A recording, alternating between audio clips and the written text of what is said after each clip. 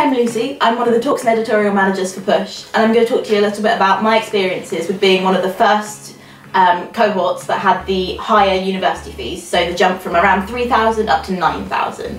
So at the time, this was really scary for a lot of people, and it was very off-putting. Some people thought they wouldn't even be able to afford university at all, because the overall cost went from around 20,000 for a degree to up to more like 40 or 50,000, and that was an astronomical change and something that really was scary to a lot of people. I didn't really find that it affected me that badly at all. For me, the tuition fees were pretty much sorted. They were paid for by student finance directly to the university. They never went through me, so I never felt like I was handing away huge amounts of money. It never felt like that painful transferring away of, you know, £3,000 at a time. I never had to worry about that.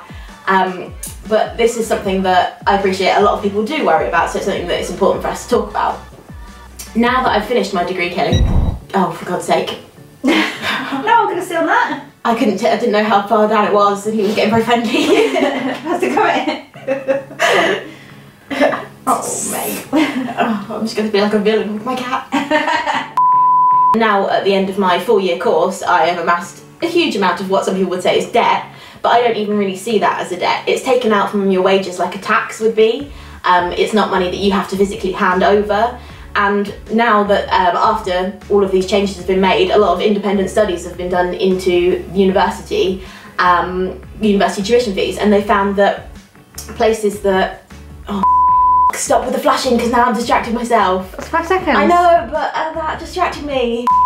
Now that I've finished my degree, I don't feel like having that student loan has impacted me negatively at all. It doesn't work like a traditional loan in that it acts against you in terms of other loans you may want to take out or mortgages or anything like that. It works much more like a tax. So it's taken away from your earnings over the high-end limit now of £25,000 a year.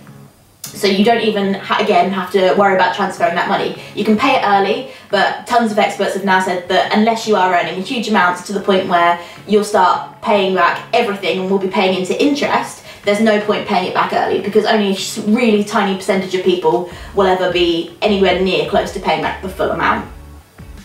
And it's also kind of been proven now that when back in the days when it was only £3,000 a year and people had much smaller loans, students were paying off much more of that loan in total before it was written off than they are now. Now only, I think, 20% of the highest earning students are getting anywhere near to writing off their loans. So it's not something to worry about. It's not something that will negatively impact you.